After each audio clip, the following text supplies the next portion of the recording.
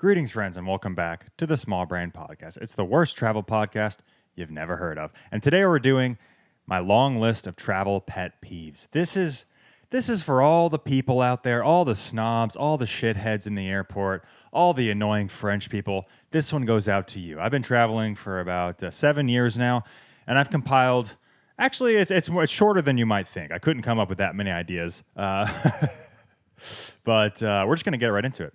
So... First of all, I have a special place in my heart for people who stand in line for the plane before it's their turn to board in Latin America, in India, in China, basically all over the world except for the well, actually even in the U.S. Actually in the U.S. we have a lot of fat fucking piggies that love to stand in line when they have no business getting up, right? Even like no one has even boarded yet. The fucking disabled veterans, the paralyzed grandmas in their wheelchairs on oxygen. Nobody has gotten on the plane yet. Yet you insist to stand right by the gate like you're some entitled fucking asshole. Like you're going to rush the gate agents. You're going to convince them just with your body being closer to the gate to fucking board the gate early. You're going to convince all the fucking Bangladeshi immigrants on board to clean a little faster. You know what I'm saying? You're going to convince the fucking pilot, coming in his limo to get there sooner. You're going to you think you can speed things along. You think you are that powerful in an airport. In an airport, you are a piece of shit. You are a piggy. You are nothing in an airport. Nobody is anybody in an airport except for maybe the first class people. I don't know. I'm not really sure. I haven't gotten there yet, but you have absolutely no control in an airport. You are nothing. You are just a cow. You are cattle waiting to go to slaughter. You're just supposed to sit there, shut the fuck up, listen to your goddamn audiobook, put in your headphones, take your Xanax, shut the fuck up, sit down, and sit here when I tell you to. Don't move, or that's a fucking felony. You guys know how much control they have over you in the airport? You realize how little you matter in an airport, how little you can actually control? Not a goddamn thing in an airport. And you think by just standing near the gate, you can somehow convince this entire infrastructure of people, this whole $1 trillion business, to move along faster just by standing near the gate? The poor flight attendants, they're basically like waitresses in the air. They have literally no power. They get shit on all the time. They're not having any sleep. They got to go to fucking from Doha to fucking Siem Reap, Cambodia on a 16-hour flight. They got fucking bunions on their feet. They haven't laid down at all. They haven't seen their kid since their father won them in the divorce. You know what I'm saying? They are on their last leg, and they're exhausted, and they're getting you your fucking cocktail at 40,000 feet or whatever the hell it is. They're basically like a waitress. They get shit on. They don't get tipped. And you think they view you as anything but a piece of shit. You think they view you as anything but an untitled piece of shit by standing near the gate.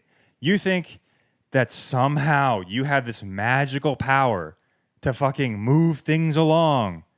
Dude, if Jesus Christ came back right now, he would be told to sit down and shut the fuck up at an airport. There is nothing you can do. Okay? And I understand, like boarding before your group. I've done that. I'm guilty of that. It doesn't really matter at the end of the day. I don't think that really matters. But to not even be boarding it and to think that you can somehow magically move heaven and earth, it requires a certain level of delusion. It's these fat fucking entitled pigs that think that they matter in an airport. They don't. You don't matter in an airport. You might matter on your road trip with your family. You're in control. You're in control. I'm fucking getting Tourette's. I'm so mad. You're in control on that ride. You can stop where you want at McDonald's. You can fucking jerk off on the side of the road if you want. It doesn't matter. You can hit a fucking prostitute in the middle of the night with your car and no one will investigate it because they don't really matter in the grand scheme of things. You know what I mean? You can take personal liberties in your life on your road trip in your car with your family. But at an airport, you are nobody. You are a faceless fuck. You are a schmuck. You are nobody. Nobody cares about you. It doesn't matter how much money you have. Sir, sit down. Go to your seat. You realize like they have air marshals on planes, at least in the U.S. They have, fuck, my throat's hurting. Shouting. There's a whole infrastructure to keep you in place. You can't smoke on airplanes. That's communist as fuck. Yeah. This country started going downhill when you couldn't smoke on planes. You couldn't drink and drive anymore. Okay, but that's beside the point. They have federal agents on board flights to make sure that you don't act up. Okay, that you don't have any search rights. You don't have any Fourth Amendment rights. For all my European viewers, welcome. And Fourth Amendment is your right of protection from illegal search and seizure from the government. It's a very important amendment, and it does not apply in airports or on airplanes. If they suspect you of something, thanks to 9/11, if they suspect you of something, you're fucked. You're going in the holding tank. They're going through your phone. You know what I'm saying? You just can't win in an airport, all right? You can't bring bombs on anymore. You can't jerk off on flights. You can't smoke, okay? And you think that by you standing there, you're exercising some degree of free will. You're absolutely not. You're absolutely not. You're powerless. Just sit down. Shut the fuck up, okay? The kids are at the babysitter. Xanax is flowing through your bloodstream. It's all good. It's all good. Just sit there and wait your turn. It's not that hard. I despise these people. I even saw it in Japan. I couldn't believe it. Even people in Japan did it. I was like, that's crazy, first of all. But they're probably foreigners. They're probably Chinese. You know what I mean? Probably Indians. Japanese would never do that. But what I will say about in Japan is they have, like, if you're in zone 1, they all check your ticket. You know, they're very useful people in Japan. They all do their jobs very precisely. They line you up in zone 1. They have a little board. It's maybe overkill. It's like a laminated piece of paper that says zone 1. You stand in zone 1 like a cow, okay? With no free will. You're not going to heaven. You're a fucking cow. All right? You're not going to heaven. You're on fucking Spirit Airlines. You are nothing. You are nothing. Wow, fucking coming in hot. All right. 8 minutes. 8 minutes about airport piggies. All right, there we go. Good start. Strap in, folks. I've been wanting to do this for a long time. I got some shit on my chest. All right? No one shat on my chest, but I have shit on my chest. We're just going to get into it. All right. Speaking of airports, the TSA in America. I understand it's a low-income job. You know, it's not a highly skilled job. It's not a highly sought-after job. Those people get shit on, all right? They're bureaucratic agents. They don't have the best life, I understand. But maybe exercise a little empathy, Mr. TSA guy in Atlanta, for the fact that these 19 Japanese tourists have never been to the U.S. They don't know how the fuck this works. You can't just shout at them and expect them to take out their laptop. You can't just think that they know. You can't just mind read. They barely speak English, and you're going to shout at them in your fucking ghetto-ass, broken English, and you think you're being understood, and you think you can just bully anybody into obeying. I mean, I guess that's how it is in the U.S. I guess that's how it is. But it is so infuriating. Even me, like if I'm in, Charlotte, North Carolina, taking a connection to Europe or something, and the TSA guy's like, laptops out. I'm like, how the fuck am I supposed to know that? I've never been to Charlotte in my life. Every TSA airport, every TSA thing in every airport has a different structure. Some of them require you to take your laptop out. In DC, they have a machine that just scans the entire contents of your bag, and it can tell what's in there. It can, tell a bomb from not a bomb, and you're good. You don't have to empty anything out. That's cool, right? And those TSA agents are always the most relaxed. It's probably because they don't have shit to do. The machine does it for them. Thank you very much, AI. Making our lives easier. But I swear to God, man, something about every airport's different. I couldn't even tell you. I mean, I know in Atlanta for sure, because I've flown out of there hundreds of times, but they make you take your laptop out, you take your shoes off, but at every airport is different. So how the fuck am I supposed to know? That's like me showing up to a new country and just, you expect me to know every fucking rule, every little idiosyncrasy, synchronicity. I don't know. I just landed. I'm fucking jet lagged. I took 3 Xans on the flight. I'm in Dubai. I don't know how it works here. You know what I mean? But really, it's in the U.S. They expect, like, they come at you with this fucking attitude. They're just like, they're just nasty about it. Like, laptops out. Laptops out. In China, it's even worse, man, because they make you take out all your batteries to everything, right? I'm a vlogger. I have 3 cameras, each of which has about 3 to 5 batteries. That means I have like 15 batteries I got to find in random little compartments in my backpack. I got to pull out all the hard drives. I got to pull out the external batteries. I got to pull out my chargers. It's crazy. But at least they're polite in East Asia. Something about the TSA agents in the US, they just have such a fucking lip on them. They think I know. They think I have the fucking handbook to their city's bullshit TSA rules. The TSA doesn't even find terrorists, by the way. They've taken away all these rights. They can search you. They can fucking cavity search you with no probable cause. They just, hey, this guy's got a turban on. Let's fucking check his whole bag. Let's go through his phone. All right. Have fun missing your flight, sir. You know what I'm saying? In Japan, again, a different society. Hard to compare, but I will because it's my podcast. If you don't like it, start your own fucking podcast, okay? But in Japan, you just walk through a metal detector. This was 2018. I was there flying home for Christmas, and I was amazed. I just put my bag on a metal detector. I walked through a metal detector. Nobody patted me down. They're just like, all right, go. It was like a sporting event or like getting on a train or something. It was very low key. Very low key. I wish it could be like that in the US. Yeah, I really do not enjoy the TSA. They're so fucking rude, especially after being in East Asia. You know, any East Asian country or Southeast Asian country. So polite and respectful. Indonesia, Philippines, I'm sure Taiwan, Malaysia, Singapore are the same way. New Zealand. Something about the US, they just have this fucking attitude, man. Right when you get off the plane. I was flying from Tokyo back in the day. I've flown from Tokyo many times, so could be any number of times.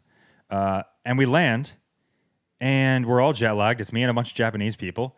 And these Atlanta women are just fucking shouting at these poor Japanese people. They've never stepped foot on American soil.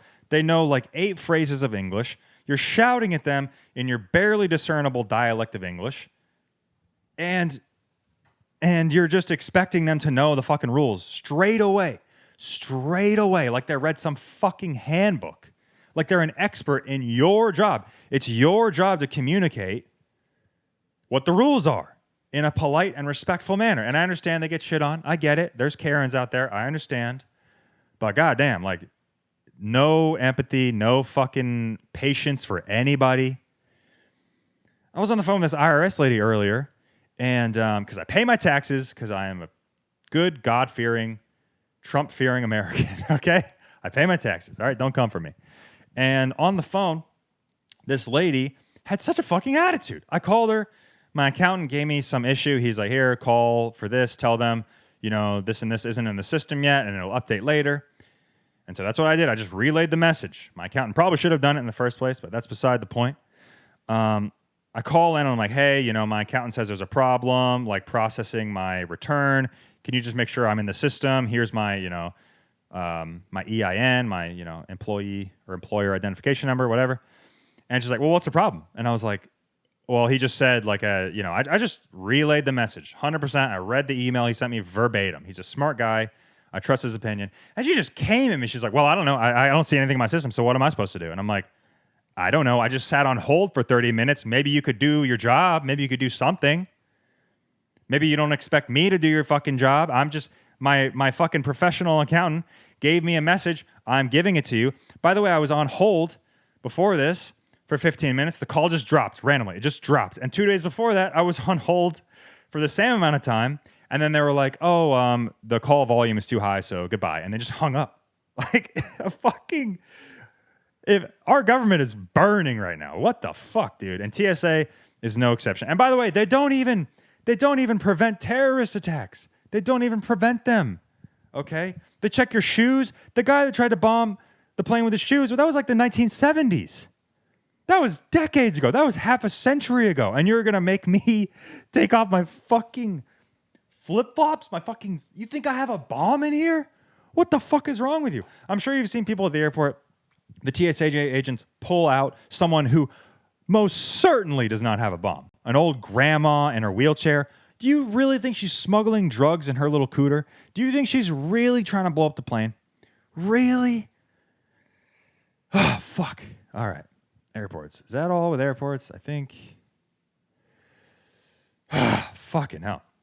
All right, let's talk about breakfast. I think I'm raising my blood pressure with this podcast for your entertainment. All right. Let's bring it down. Let's bring it down, guys. We have range here at Small Brain Pod. We have range. We're not just shouting the whole time, okay? Okay? Let's talk about breakfast abroad. Now, America does many things wrong. It also does many things right. And breakfast is at the top of the list. American breakfast is the pinnacle of the culinary experience around the world. There is no country, I will die on this hill, there is no country that even comes close to American breakfast. Reliability, even if it's bad bacon, even if it's like Waffle House bacon, it's still fucking bacon. It's still good. It's like pizza. Bad pizza is still pretty good. Bad sex, still pretty good. You know what I'm saying? Even if it's really bad, it's still a 6. You know what I'm saying? It's better than not doing it. You know what I'm saying? It's never going to be like a net negative experience, having bacon, having pizza, having sex. Well, maybe the last one. You could have some bad experiences. But it's beside the point.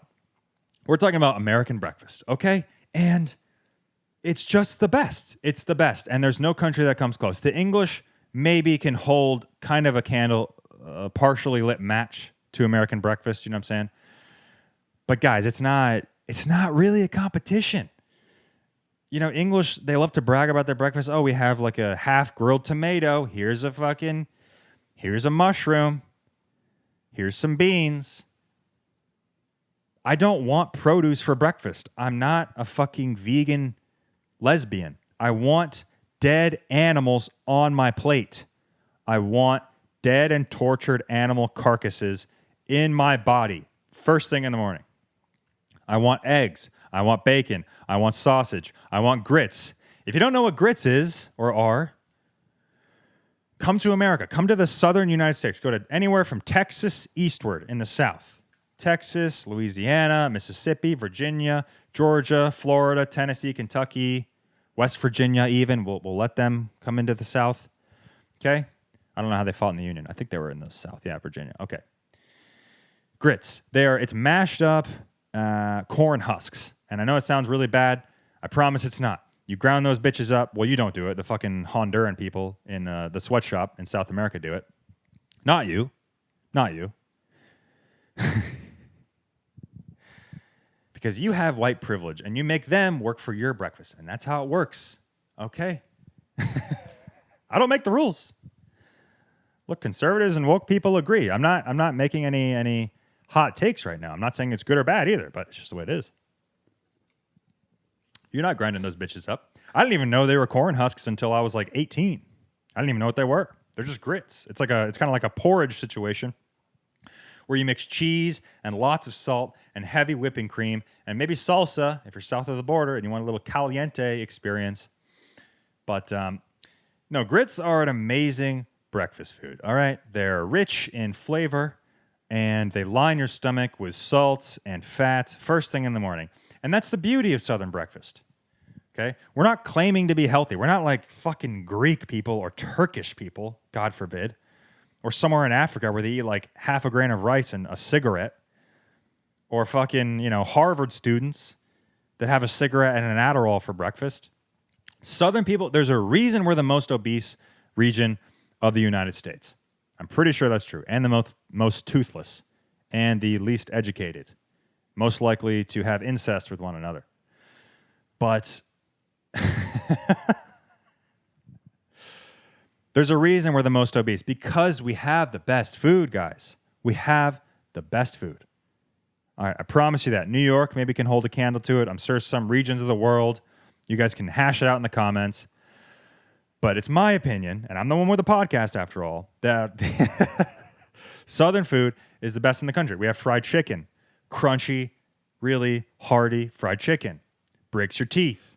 You know what I'm saying? It's like the chicharron south of the border. Grits, guys, grits. They are amazing. If you've never had them, come to Atlanta. I will serve you some grits. I will start my own fucking grits shop. They will change your life. It'll make you reconsider. Oh, I don't even know what breakfast is in Canada. What even is Canadian breakfast? Oh, they have Canadian bacon. It's disrespectful to the word bacon. Bacon should be thick cut, should be very crispy on a cast iron skillet. It should be cooked, okay? That's the only kind of bacon. I don't want your flimsy fucking flaccid ham in my face in the morning, okay? British breakfast they have the bacon, they have the black pudding, delicious. Everything else, though, tomato, get the fuck out of here, dude. Get the fuck out of here. I can't even digest fruit or vegetables that early in the morning. See, I had a tomato earlier. I'm about to fucking regurgitate it. My body's rejecting it. I can't stand it. American breakfast, guys. You want your fried eggs. You want your hash browns. You want it with a slice of cheese, American fucking plastic cheese on top. You want some grilled onions on that bitch. You want the hash browns to be fried on a really hot griddle with a lot of oil, all right? We're not trying to be healthy. We're trying to be delicious, and we're succeeding, okay? Most fucking, heart replacements per capita in the developed world. I don't know. I'm just making this up. I'm sure it's true, though. Most school shootings, all right? The school shootings make our food delicious.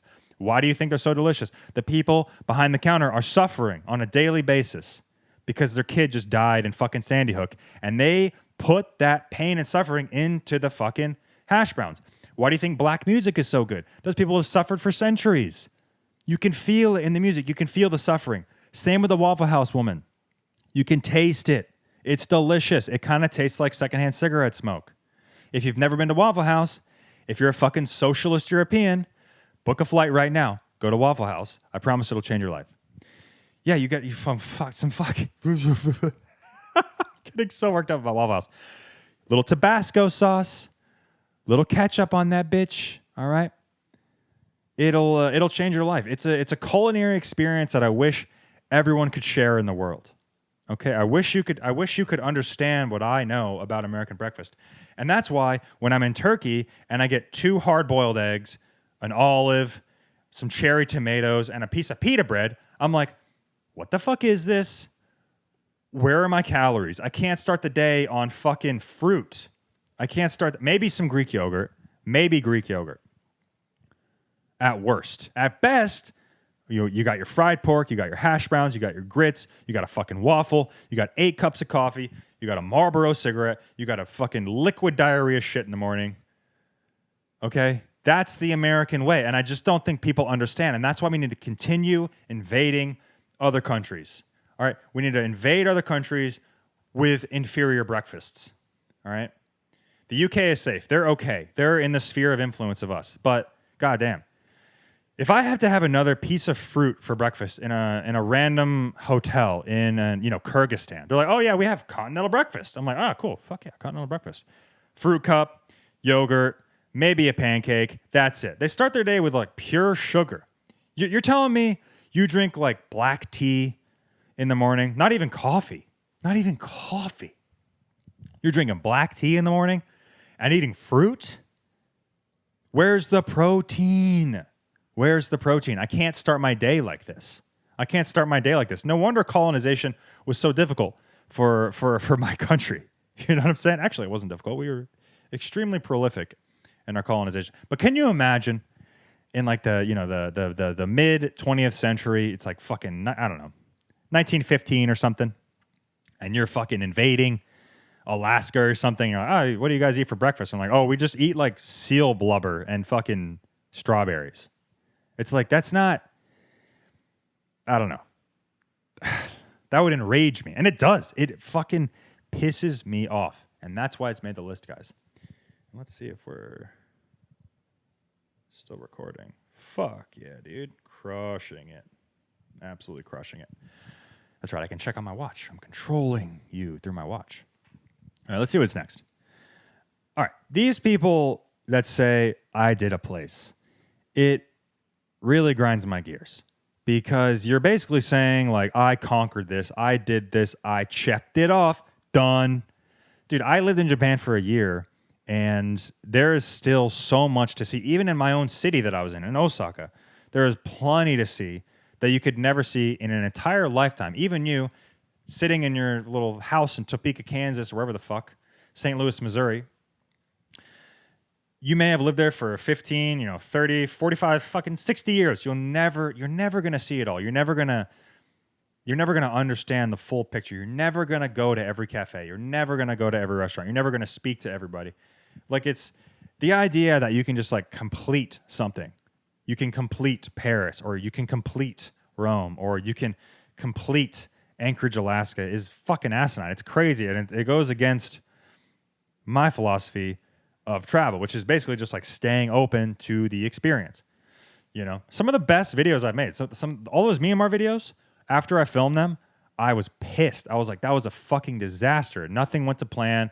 I wanted to go to Snake Island. We got lost. You know, my taxi driver was drunk. We crashed the bike several times. They basically scanned me for all my money. I got home and I like before I edited them, I was like, fuck, what a disaster, dude. That went terribly. Like that couldn't have gone any worse. Same with the guy the day before, getting high with locals in Myanmar video. That dude just took me on a whirlwind tour of Yangon, had no idea what was going on. I wasn't narrating properly. I was totally out of the pocket, had no idea what was happening. But it turns out to be great. Like that's the beauty of it is some of my best experiences traveling were because of absolute disasters. And I'll never say, oh, I completed this, I did that. I mean, apart from like Disney World or something. But even then, like there's still shit to see. Like they're still opening up, rides and still opening up, fucking restaurants here and there and bars and whatever. The point is there's just always something to see. And I think it's really asinine and kind of embarrassing to just to proclaim, oh yeah, I did that place. I did that. I'm done.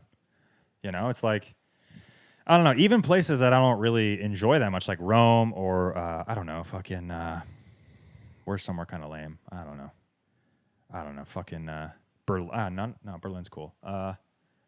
Frankfurt or something. I don't know. I'm just thinking of random shit. There's still gonna be like hidden gems. There's still gonna be cool people. It's just like there's an infinite number of experiences you can have on the road, and to say like, oh, I finished that is, I don't know, it just feels like immature to me. It's like you're checking off some list. It's like the same with those people that try to go to every country. And there's like some really badass travelers that I really respect that have done that and are in the process of doing that. But I just wonder if it takes away from the experience of actually being there and having a unique, fun experience there, instead of just like, oh yeah, I had like a 24-hour layover in Luxembourg. So, or, we passed through fucking, Germany. It took us 6 hours and that was it. So I checked that off. It seems a little sus to me. It seems like you don't quite have the right priorities when you travel. But who's to say? I mean, this is just me. It's my opinion. But again, I have the podcast. So if you don't like it, start your own. But no, I still respect those people that are trying to go to every country, and I think it's a really cool thing, and it obviously guarantees you're going to have some amazing stories throughout your life.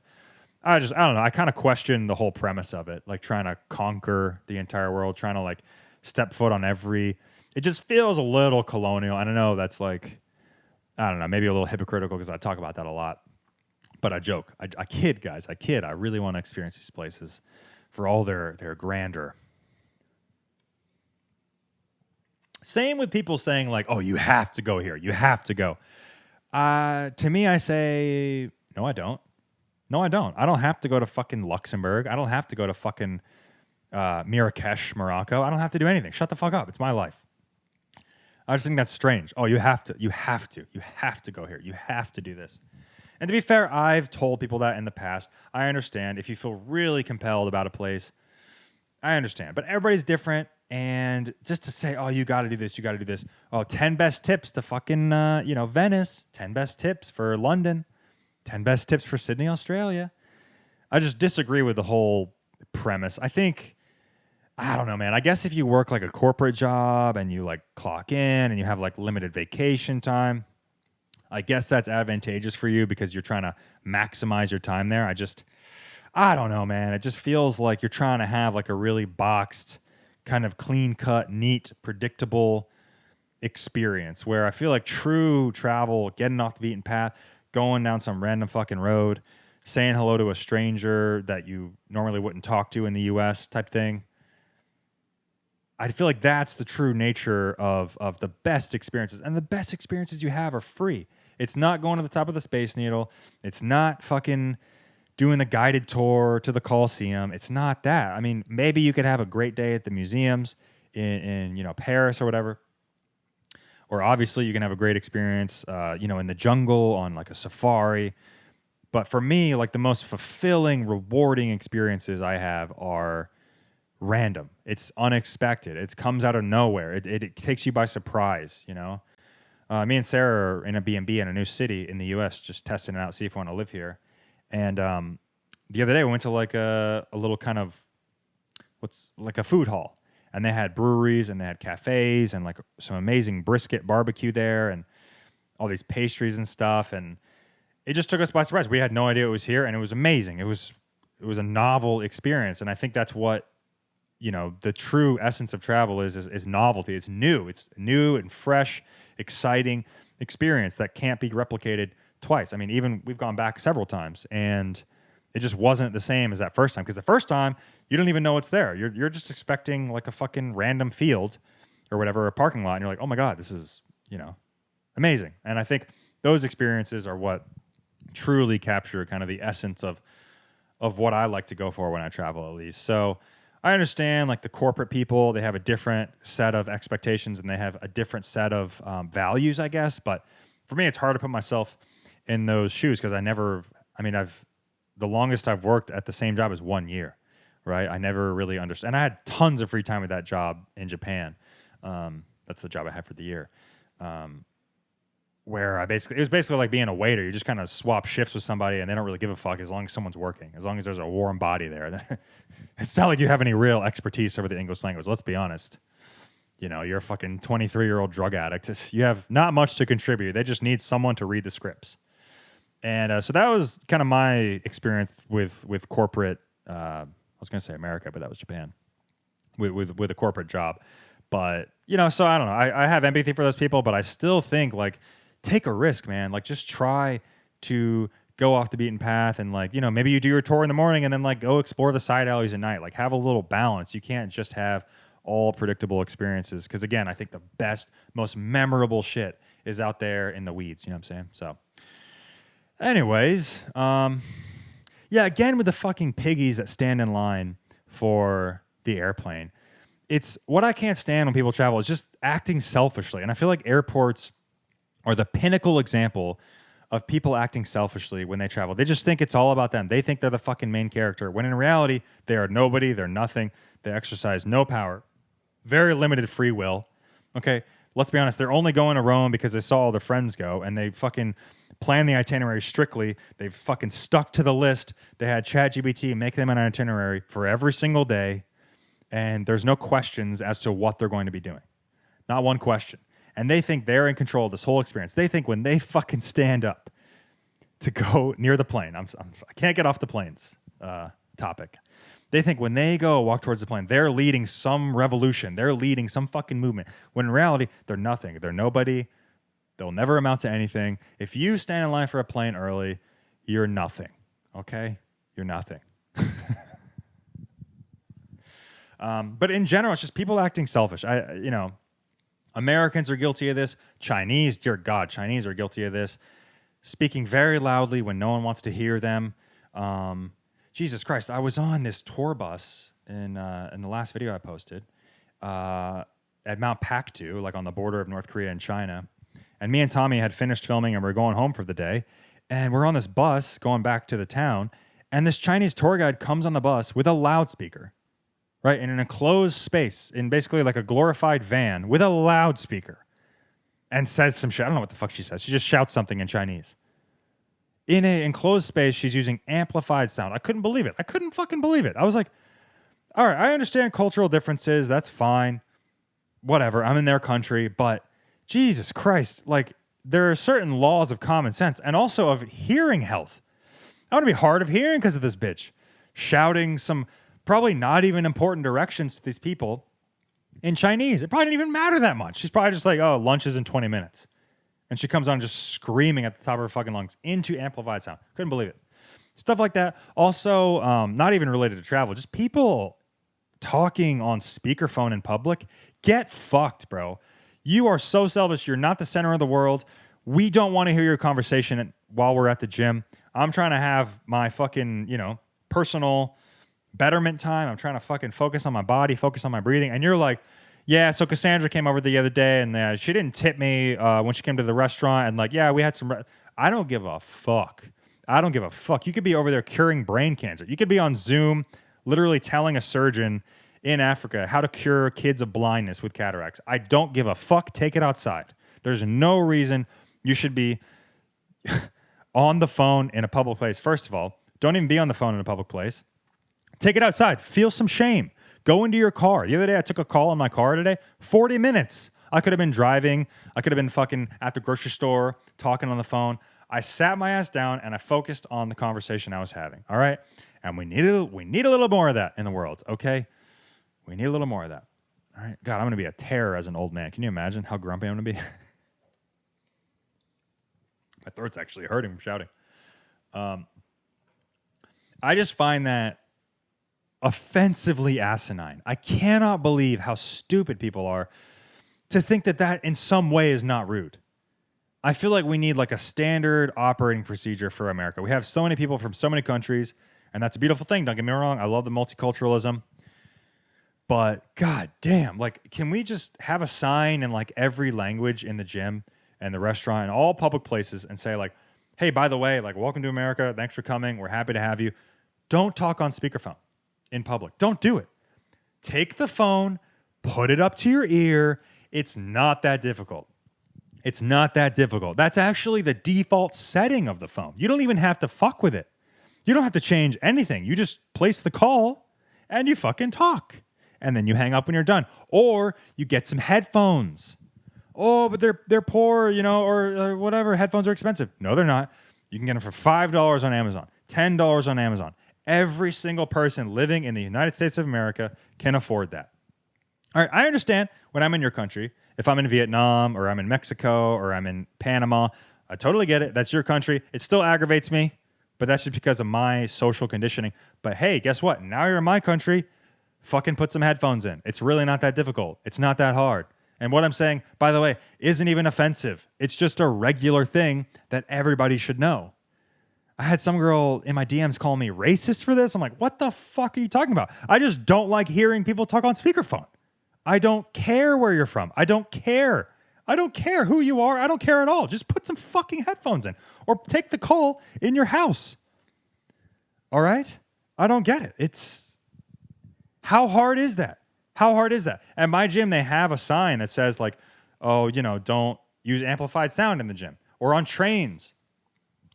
It's funny in Japan, all the white girls can go and say, oh, it's so awesome how it's quiet on the trains. It's so great how everyone is so polite and respectful in public places. But then I can't say I find it annoying when someone does that on the train. I find it annoying when someone uses amplified sound in an enclosed space. I find that annoying. I'm not allowed to have basically the same opinion as this white chick in Japan. I'm not allowed to have the same opinion go in the opposite direction. Why? Why? It makes no sense. It annoys me. I'm sure it annoys you too, but you just pretend to not care because that would somehow be offensive. I don't see how that is in any way racist or offensive. It's annoying. It's annoying behavior. I don't care who's doing it. I don't care if it's an 80-year-old grandma. I don't care if it's a fucking Nigerian 18-year-old kid. I don't give a fuck who does it. It's annoying. Stop doing it. I can maybe see an argument for like old people on the phone who are hard of hearing and they have to hold the fucking amplified loud sound up to their little ears. I understand. And that's another reason why old people are the worst. They're the worst. They're needy. They nag. They have so many needs. Their bodies are failing. All they want to talk about is their little conditions. The first thing you do when you say hello to your grandma, she's like, oh, my fucking, my toe hurts today. Oh, yeah, I had some skin fall off the back of my neck. Oh, yeah, I jammed my toe. My back hurts. Yeah, they say when you talk to old people, you're not supposed to say, how are you? You're supposed to be like, what did you do today? Or, ask them leading questions because the first thing they're going to fucking do is say how bad they feel. And that's how you know your parents are getting old. My parents, sometimes I'll ask them like, hey, what's up? And they're like, oh, yeah, my fucking eyeball hurts today. And I'm like, all right, maybe we talk about, I'd rather talk about politics and talk about what's wrong with your body, honestly. I don't really want to hear it. Oh my God. I have a horror story. This was a white guy on a plane, okay? So I'm not fucking racist. I just call out bad behavior when I see it. So I was on this plane. I can't remember where to or where from. I cannot remember, but I just know that it was like a kind of middle-aged, like mid to late 50s white dude on a plane.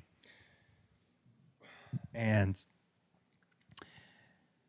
Dude, he was scrolling TikTok on his phone with no headphones. So I guess his phone had like preloaded some stuff, or maybe he paid for Wi-Fi. I don't know what his situation was. I just know this motherfucker was scrolling TikTok on a plane with no headphones.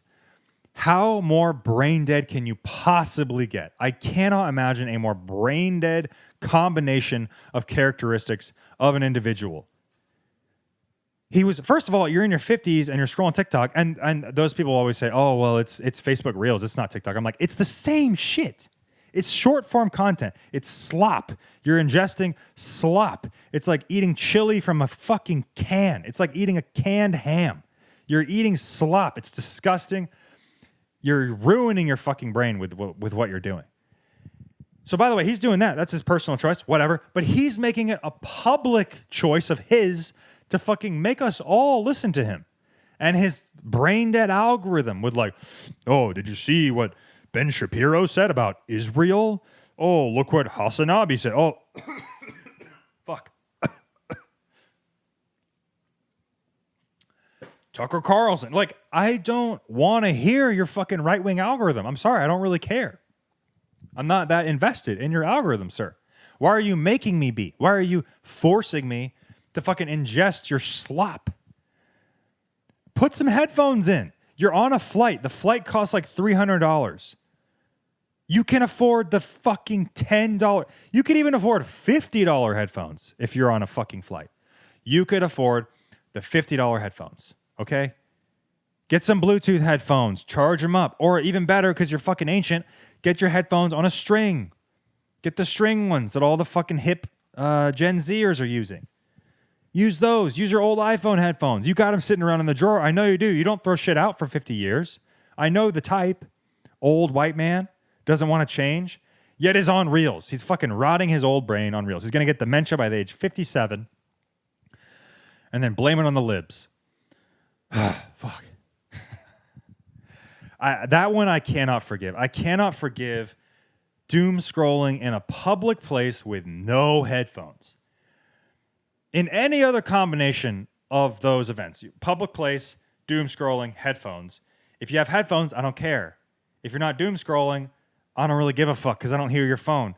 If you're not in a public place, guess what? I don't give a fuck what you do in your own home. Get the Bluetooth speaker and scroll TikTok. I don't care. But because we're in a public place, I don't know, Japan maybe just ruined me in a way because I understand how good it can be when people actually give a fuck in public. When there are actually rules in place that people follow. I understand. And now it's just ruined me. At the gym, in the US, every time I go, there's like 3 people on speakerphone. I'm like, what are you even talking about? You're lifting, you're on the fucking treadmill, you're sprinting, and you're on the phone? What could be so pressing? You're not even giving it your full attention. You're not even focusing on what the fuck you're talking about. You're like sweating. Fuck, dude, the other day this guy in the gym was like, at Planet Fitness, by the way, it's not like a nice, elitist, expensive gym. It's like $25 a month. Anybody can go. There's lots of fat pigs in there. There's lots of sloppy fucks. It's not like a upper echelon gym. It's just an average gym for average people. And this guy was on the phone and he was shredded. He was fucking jacked, wearing like a fucking cut off tank top, tattoos everywhere. He had like the slicked back Guy Fieri douchebag frosted tip hair. He even had like the little fucking tinted glasses. I mean, the guy was a fucking douche, okay? And he was talking about like stocks and trading, and he's talking loud, bro. And he's lifting heavy, and he's like, "Yeah, you know, your team's been really good this quarter, and we'd like to see what you guys are doing. And yeah, you're fucking killing." He was like saying "fuck" a lot. It's like, what kind of boss are you, dude? What is this situation? You're at a budget gym, lifting weights. By the way, he would do like one set and just hang out and just kind of like troll around the gym, like just kind of like dominate the space. Like, my dog, you're at a Planet Fitness. You can't even afford fucking Equinox. Like, you're talking about making trades. You're talking about making plays. You're talking about like driving a fucking Mercedes, and you're at a fucking Planet Fitness. Something's wrong here. And he was talking loud. Like, get your own personal gym. A guy like that should have his own personal gym, right? Fucking hell, man. This is crazy. That one is unforgivable. I don't understand, like, people talking on speakerphone in public places. In other countries, it's more forgivable. It still is annoying, though. I don't understand, like, what advantage does it pose you talking into a speaker loudly in public? I don't get it. Like, you'll actually be able to hear better if you put it up to your ear, if you put your headphones in. It's actually more convenient to have 2 AirPods in your ears. Oh, Connor, not everyone can afford AirPods. Put your fucking little iPhone, little corded headphones in there. By the way, the mic is better. The sound's not quite as good, but there's certain advantages. It's not like there's some great advantage to talking on speakerphone in public. I don't understand. I feel like people that talk on speakerphone in public should get the death penalty, and I'll just leave it at that. Honestly, they should just be murdered publicly, and no one should feel bad for them. No one should feel bad for them because they don't care about you. They don't. They're not thinking about you at all. They're literally just thinking about themselves. That's all it is. Okay, let's move on.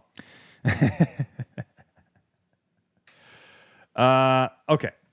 Here's a big one. One of my biggest pet peeves when traveling are Europeans. That's right. To my fucking 25% or whatever it is European audience, I'm sorry, your people annoy me.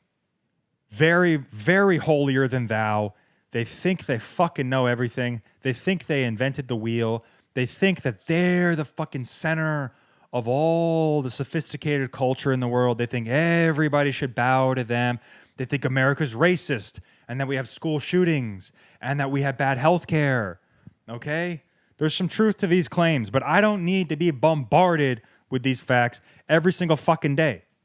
All right, you can voice those opinions. But maybe let's get to know each other a little bit. Maybe don't open the conversation with, hey, what are you guys doing about guns in the U.S.? What the fuck? Why are all the kids dead? Why are you killing kids? Why are you racist? Right? Europeans are the worst about this. The fucking worst. Brits are bad at this, man. They love to lecture about guns. They love it. You know why? It's because America's number one. Everybody fucking knows it. And this is the one thing you can get over on us. We have the world's best economy, one of the most freest societies in the fucking world. Oh, but the healthcare, yeah, that's a problem. All right, I'm willing to cede that fact. But don't bring it up every time I talk to you. Dude, there was a guy in a hostel. Me and Tommy were staying at a guest house on the border of China and Kyrgyzstan. It's where we met the lovely French girl. And there was a German guy in this guest house. And, you know, usually in these guest houses, they're in really far-flung places of the world, really hard to get to, very intrepid travelers, people that are willing to take risks. They might not work a standard job. These are like hardcore people.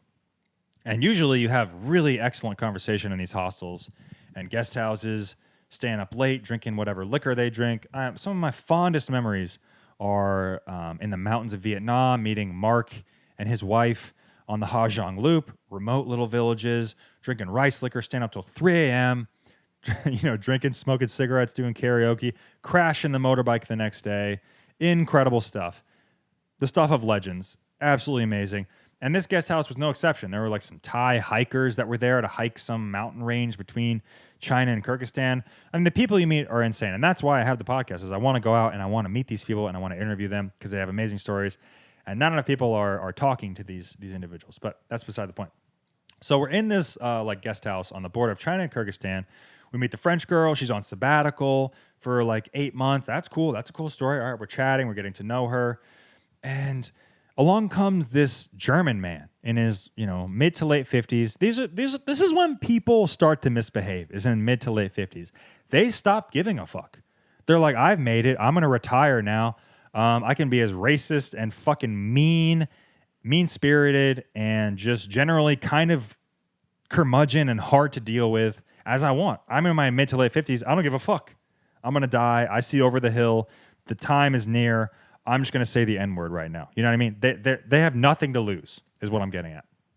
So anyways, meet this guy, and within like the first 3 or 4 minutes, he's talking about guns. He's talking about guns, man. And I try to deflect. I try to joke. I don't like confrontation and interpersonal conversations. I really don't enjoy it as much as you might think. And he says something about, oh yeah, something school shootings, and I'm like, oh yeah, it's the price of freedom. And he's like, well, yeah, and he doesn't think it's funny at all. He's like, well, yeah, but Australia got rid of their guns, and look at the UK, they don't have guns, and look at these countries, they don't have guns. And I'm like trying to give him kind of a reasoned response from the American perspective. I'm trying to like let him know how we see things, and try to have like a cross-cultural conversation. It's the beauty of these guest houses. We're in a far-flung region of the world. I don't know you, you don't know me. We can be as honest as we need to be to convey our message. We're not going to judge each other. And I was coming at it with that spirit, and he came at it very, very judgmental. He was like, well, you should come to Germany and I'll teach you a thing or two. Or, we'll teach you something in Germany. And I was like, oh, really? Wait, is that the same Germany that killed all the Jews and the gypsies and the handicapped people and the gay people in the gas chambers? Is that the same Germany that exterminated millions of people? Is that the one? Like 70 years ago? Is that the wait? So your dad was oh, so you could teach me something? Okay, thanks. Like, where the fuck do you get off, man? At least the Brits have some, But then again, they have a conflict of interest because we beat their ass with our guns. So they're like, oh, why do you have guns? We're like, for exactly this reason. And look, I'm not like a hardcore Second Amendment defender. I understand there's issues, but come on, man. Like, we're in a hostel, we're just hanging out, having fun, and you're gonna like lecture me? You're gonna say like, oh yeah, you could really learn something from coming to my country. By the way, I've been there twice, barely learned anything. I learned you have a huge migrant issue. You just let everybody in because you feel guilty about the fucking 1930s and 40s. And yeah, I learned that it's very expensive. I learned that you're like the snottiest fucking Europeans on the planet. Yeah, okay, what else? Oh yeah, I understand that basically every German man aged like 17 to 19 is in Thailand getting their balls sucked by a ladyboy. Is that what you can teach me? You can teach me about gap years and being a socialist? Is that what you can teach me? Because if that's the case, then fuck off. All right, I'm happy to be in America. I think it's the greatest country on the planet. It gets a lot of shit for arguably good reasons, okay? But there's a reason we're number one, all right? We succeed. There's a reason a lot of great inventions and movies and music and drugs come from America. There's a reason we have a very creative entrepreneurial spirit. All right, we stick to Fahrenheit. I stand by Fahrenheit. I think it's a superior method of measuring temperature. Okay? 0 is fucking cold. 100 is fucking hot. Period. End of story. Easy to understand. Not like Celsius, where it's like, oh yeah, well, 23 is getting kind of hot, but 28 is like really hot. It's like, what the fuck? What the fuck? 0 to 100. Easy. Easy. All right? Easy. People shit on Fahrenheit. They're like, why don't you use a metric system? I'm like, oh, I'm sorry. I'm not in a fucking lab tinkering with chemistry units and little fucking beakers and little fucking stethoscopes. I'm not doing science. I don't need to know when all the molecules are boiling for it to be 100. That makes no sense. Why do we use that? Why does anybody use that? That should be the max. 100 should be the max. It should be the hottest temperature. Oh, wait, actually, that would actually be an argument for Celsius. Never mind. But my units of measurement should be based on the human experience, all right? I'm pro-human. Not going to say that. Nope. Not going to take a stand on political issues here. But Europeans, just get fucked. Stop judging people. Stop making that a centerpiece of your personality. Dude, I knew this British guy I worked with, and lovely guy, good friend of mine. I still text him to this day.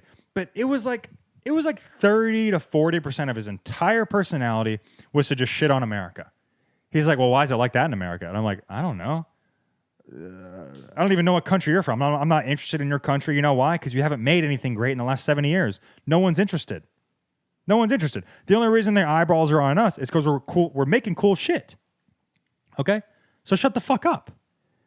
All right? We're like the cool kid at the table that everybody knows their secrets. If I went to a random village in fucking Oman or Bahrain or, Scandinavia, anywhere. If I just went to a random place in the world, they would know about my country. It's because we're the best. It's because we're the best. We invent all the shit. We have all the famous people. All right, we have a lot of retards. That's fine. But we make entertaining, fun people. You can enjoy our pop culture. You're welcome. Hollywood, the entire fucking movie industry, the music industry, Harvey Weinstein, Need I say any more? Okay. I don't know where you get off, Europeans, like lecturing people on guns. It's like, yeah, I understand. It's an issue. This is a little more complicated than you would like to imagine that it is, because the fucking right to bear arms was like a pivotal right in our history, and we can't just delete it. You know what I mean? It's not just because it's in the Constitution. It's because it's a cultural value. You realize when the government makes laws, it represents how the culture feels about something. And then it's enshrined it's baked into the society for years and years and years. We have the world's oldest constitution because it's fucking awesome. It was like the first country to value freedom of speech. It's the first rule of our country. You can say whatever the fuck you want. What other country was doing that in the 1700s? What other country was that free? Okay? And yeah, you can boast about your fucking healthcare and your lack of school shootings, but we have Elon Musk. All right? We have me. Okay? We have Paris Hilton, Donald Trump. We have entertaining individuals. All right? And I just think you can't throw the baby out with the bathwater. All right? We need the school shootings, guys. It's what makes us interesting. It's what gives us our edge. Okay? I just don't get it. And I don't think it's really fit to be in a casual conversation in a hostel. All right? Don't come out swinging for the fences with the school shootings and shit. Talking about dead kids. Dude, we're doing Jello shots. You're talking about dead kids, bro? The fuck is wrong with you? If I even knew 3 things about your country, I'm sure you're horribly racist. If you're from Scandinavia, they did eugenics up until the 1970s. They fucking castrated people that were retarded and ugly. Okay? Any other country. Southeast Asians, horribly racist. East Asians, even worse. They're so racist. Central Asians, I don't know. I don't know enough about that. I can't really say. Mexicans, Latinos, horribly racist. Eastern Europeans, horribly racist. Americans, our demons are like out in the open. You know what I mean? We're fleshing it out in real time in the public square. Thanks to the First Amendment. You're welcome, world. You're fucking welcome. Okay? And I know the First Amendment gets thrown around by everybody on the political spectrum. Nobody fucking understands it. They're just like, it's my right to say that God, made the world in 6 days. It's my right. And it's like, goddamn right it is. It's your right to be a retard. It sure as hell is. That's what makes America great. But the second that you say, oh, well, this person can't say this because that annoys me, or this person can't say this because blah, blah, blah, blah, blah. Libs nowadays, they go off the rails with the censorship. But you forget the ACLU, like one of the most woke fucking organizations in the entire country these days, that's like deplatforming regular ass people. Back in the day, one of the first major court cases they did was they defended the KKK and the KKK's right to march at a rally. All right? And you know what? You may hate the KKK. I fucking hate the KKK. But these people, that's what freedom of speech is. That's what it is. You let assholes speak their mind. And then you're like, no, that's wrong. No, you can't do that. And I understand it's a little different with social media and algorithmic, amplification. Maybe they're not entitled to that. Maybe you should deplatform them. That's a different conversation. I'm just saying, hanging out in public, say whatever the fuck you want, and then we can judge you accordingly, okay? I hope you don't think that I'm defending the KKK. I'm not. But just know, that's what the First Amendment is. We say whatever the fuck we want, all right? And I didn't see the fucking, Australians doing that in the 1700s. I didn't see fucking Japanese people doing that. Even to this day, you can't really speak your mind in Japan. It's really amazing. And I just think nobody gives America enough credit, okay? That's all I'm saying, all right? Fucking hell, did I alienate everyone already? I'll just narrow it down. It's not all Europeans. It's Brits, it's Germans, it's French. French are probably the cuntiest out of all of them. They're very cunty. They like to judge. They're very like, oh, no. Oh. Very judgy. Very, very judgy people. The Brits, I have some brotherly love towards. I understand. There's some cheeky bastards. They like to fucking fuck around and break balls. I get it. That's cool. Germans, shut the fuck up, dude. The guy in the German guy in the guest house, I was like, you have some kind of stick up your ass to like lecture me and tell me that I could learn something from you. I don't know if you've always been this like cunty, or maybe it's just because you're in your old age. That guy probably like grew up saying racist shit, bro. Like he's like 60 years old. That was like my dog. That's like, bro, he probably like grew up. His dad was probably a fucking Nazi, a fucking SS officer. And he's like, oh yeah, you can learn something. Like, where do you get off, man? Anyways, have I thoroughly alienated my entire audience yet? If not, make sure you hit subscribe, and I'll see you next week. Bye-bye.